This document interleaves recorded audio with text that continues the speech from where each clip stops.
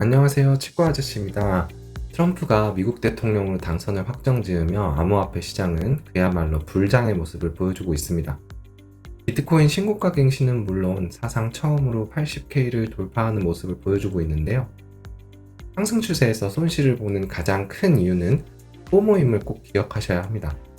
또한 영원히 상승하기만 하는 자산은 없고 영원히 호재로 작용하는 이슈 역시 없음을 기억하시기를 바라면서 11월 둘째 주 매크로 브리핑 시작하겠습니다.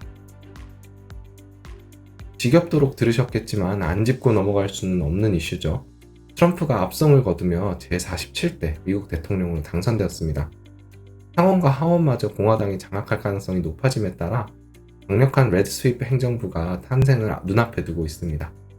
미 증시와 암호화폐 시장은 이에 즉각 반응하며 트럼프 트레이드 관련주들은 급등하는 모습을 보여주고 있고, 트럼프가 암호화폐에 친화적인 만큼 암호화폐 시장 역시 강한 상승을 이어가고 있습니다. 트럼프는 암호화폐와 관련되어 여러 가지 정책안을 언급한 바 있습니다.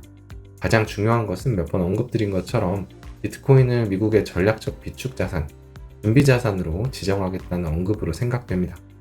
비트코인의 발행량은 2100만 개로 한정되어 있는데 ETF 승인 이후 유입된 기관의 자금이 자산의 가치를 높이고 변동성을 줄일 수 있는 고래와 같은 역할을 했던 것처럼 미국을 필두로 전략적 비축자산으로 비트코인을 매집하고자 하는 국가 단위의 비트코인 매수세는 역시나 비트코인의 가치는 높이고 변동성을 줄여 신뢰도와 안정성을 늘려줄 것을 기대해 볼 수 있기 때문입니다.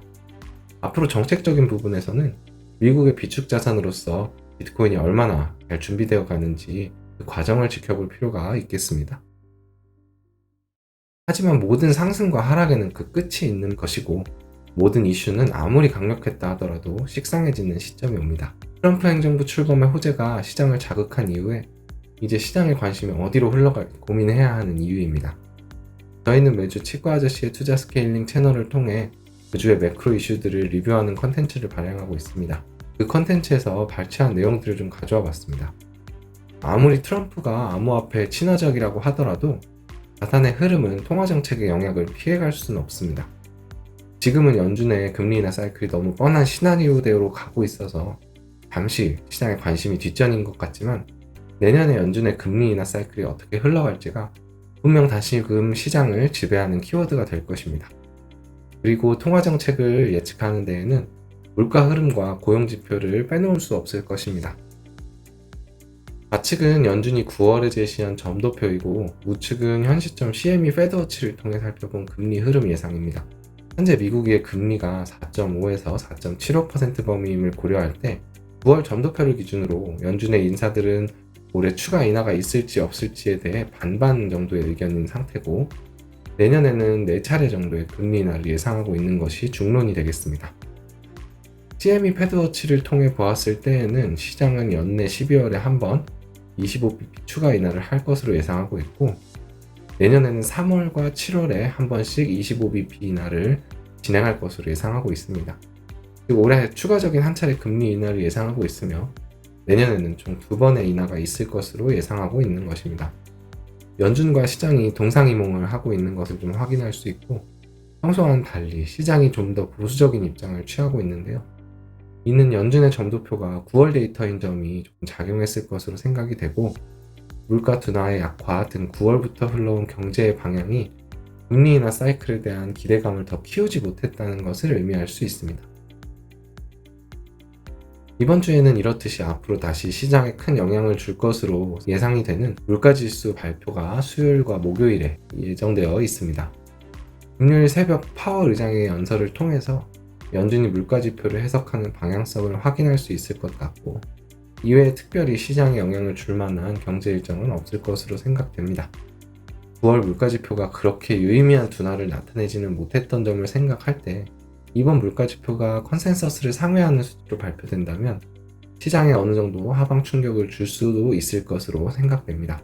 그렇다면 물가지표가 컨센서스를 상회할 가능성이 높은 상태일까요? 여러 가지 세부적인 지표나 전문적인 내용들을 공부해 보시는 분들도 계실 수 있겠지만, 간단하게 효율적으로 생각해 볼 때 그간 분기 GDP를 포함하여 월별 종합 경기 지표들이 전혀 둔화되는 모습을 보이지는 않았습니다. 여전히 서비스업은 한창 경기가 확장되는 중이고, 제조업은 경기 축소 수준을 보이고 있으나 최근과 비교할 때 더 축소되는 양상은 아닙니다. 적어도 최근과 비교했을 때 경기 둔화가 더 일어나고 있지는 않으며 비슷한 수준 정도는 유지되고 있다는 것을 시사하는 것입니다. 헤드라인 물가지수에 큰 영향을 주는 국제유가 역시 빨간 박스의 9월 흐름에 비해 파란 박스의 10월 흐름이 더 높은 유가 범위를 형성하고 있음을 확인할 수 있습니다. 이는 곧 발표될 10월 물가지수에 악영향을 줄 수 있는 요소가 될 수 있어서 조금 주의가 필요하겠습니다. 크립토위클리 컨텐츠에서 언급을 드렸듯이 큰 흐름상에서 상승 추세가 형성된 점은 고무적으로 생각해 볼 수 있겠습니다. 다만 신고가 영역은 지표에 의해서 혹은 지정학적 이슈 등 대외적인 변수에 의해서 단기 조정 역시 나오기 쉬운 위치임을 유념하시기를 바라겠습니다.